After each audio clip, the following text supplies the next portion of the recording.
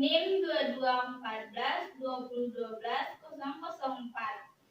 Saya dari Prodi S1 Keperawatan, Fakultas Kesehatan Universitas Ternate. Di sini saya akan menjelaskan mengenai model promosi kesehatan untuk memenuhi tugas promosi kesehatan dan pendidikan kesehatan. Oke teman-teman, jadi di sini saya akan membahas mengenai model promosi kesehatan.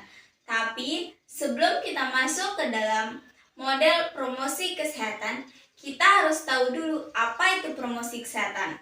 Jadi, menurut WHO, promosi kesehatan adalah proses mengupayakan individu-individu dan masyarakat untuk meningkatkan kemampuan mereka, mengandalkan faktor-faktor yang mempengaruhi kesehatan sehingga dapat meningkatkan derajat kesehatannya. Promosi kesehatan juga upaya melalui pembelajaran dari masyarakat, oleh masyarakat, dan untuk masyarakat dan bersama masyarakat, agar mereka dapat menolong diri sendiri serta mengembangkan kegiatan yang bersumber daya masyarakat sesuai dengan kondisi sosial budaya setempat dan didukung oleh kebijakan publik yang berwawasan kesehatan. Promosi kesehatan juga proses yang memungkinkan orang untuk meningkatkan kontrol atas faktor-faktor tertentu kesehatan dan dengan demikian meningkatkan kesehatan mereka. Tujuan dari promosi kesehatan ini adalah dibagi menjadi 3 tingkatan, yaitu program pendidikan dan perilakunya. Tujuan program atau jangka panjang meliputi refleksi dari fase sosial dan epidemiologi berupa pernyataan mengenai hal-hal yang akan dicapai dalam periode tertentu yang berhubungan dengan status kesehatan. Tujuan pendidikan atau jangka menengah merupakan pembelajaran yang harus dicapai.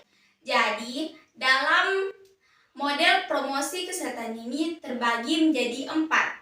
Yang pertama itu health belief model atau model kepercayaan. Kesehatan adalah sebuah model yang menjelaskan pertimbangan individu sebelum individu berperilaku sehat dan memiliki fungsi sebagai upaya pencegahan terhadap penyakit.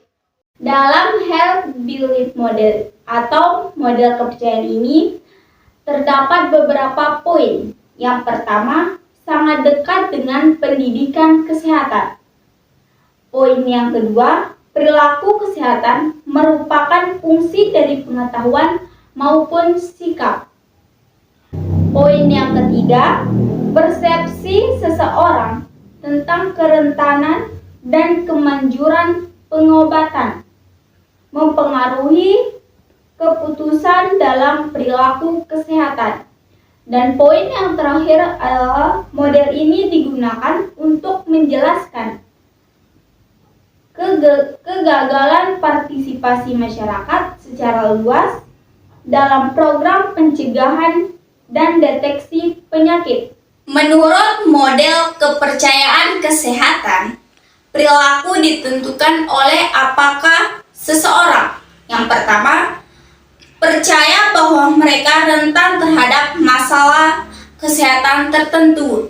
Yang kedua, menganggap masalah kesehatan ini serius.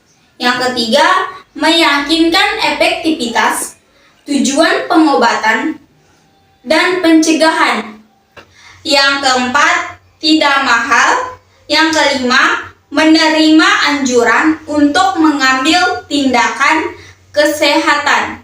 Model yang kedua yaitu trans-teoretik menyebutkan bahwa perubahan perilaku adalah proses yang terjadi secara bertahap, berusaha untuk mengubah perilaku, untuk bergerak melalui tahapan yang berbeda untuk menggunakan berbagai proses untuk mendapatkan perubahan dari satu tahap ke tahap berikutnya, sampai perilaku yang diinginkan tercapai. Di dalam model ini terbagi menjadi 3 bagian atau menjadi beberapa poin.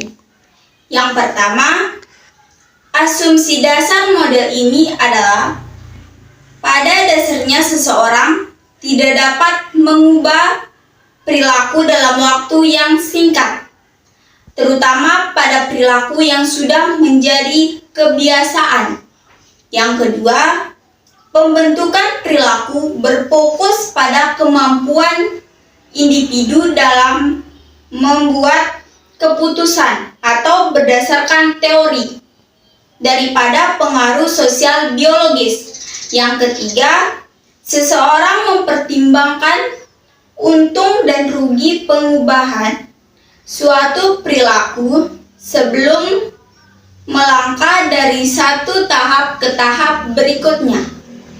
Model yang ketiga, yaitu teori beralasan, mengemukakan bahwa sebab terdekat timbulnya perilaku bukan sikap, melainkan sifat.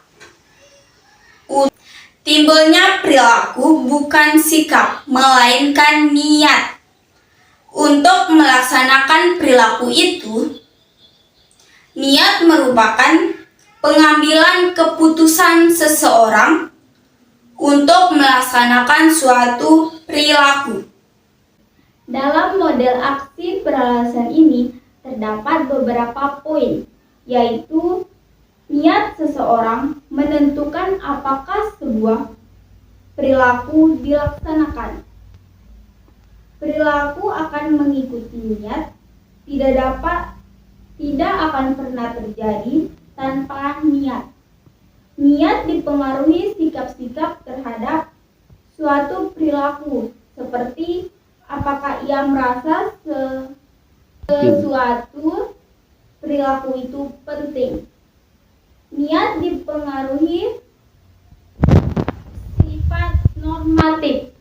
Seseorang berpikir tentang apa yang dilakukan orang lain yang berpengaruh akan mempengaruhi perilaku yang akan dilakukan. Sikap mempengaruhi perilaku melalui proses pengambilan keputusan yang diteliti dan beralasan. Perilaku banyak dipengaruhi oleh sikap yang spesifik terhadap sesuatu. Perilaku tidak hanya dipengaruhi oleh sikap, tetapi juga norma-norma objektif. Sikap terhadap perilaku tertentu bersama-sama norma subjektif membentuk suatu internal atau niat untuk berperilaku. Model yang keempat yaitu stres dan coping. Menjelaskan bahwa coping sebagai upaya yang bersifat sehat maupun tidak sehat, positif maupun negatif, usaha secara sadar maupun tidak sadar, untuk mencegah, menghilangkan atau mengurangi stres atau memberikan tahanan yang ditimbulkan oleh stres. Dalam model keempat ini terdapat 5 poin. Yang pertama, stres keadaan yang terganggu akibat tekanan psikologis. Yang kedua, biasanya dikaitkan bukan karena penyakit fisik, tetapi kondisi kejiwaan. Yang ketiga, banyak hal yang memicu stres.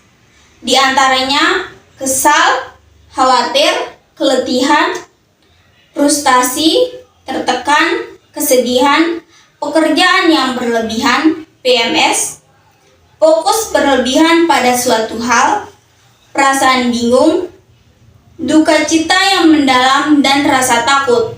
Yang keempat, coping atau kemahiran bertahan.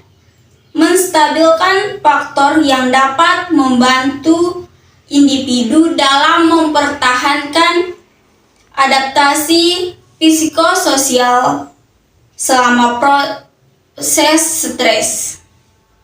Yang kelima, coping meliputi perilaku kognitif dalam upaya mengurangi atau menghilangkan stres terkait kondisi dan tekanan emosional. Baiklah teman-teman, itulah tadi pembahasan materi mengenai model promosi kesehatan.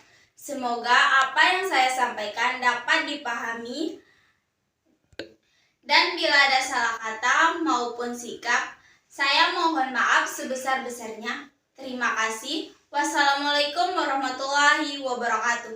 Bye-bye teman-teman.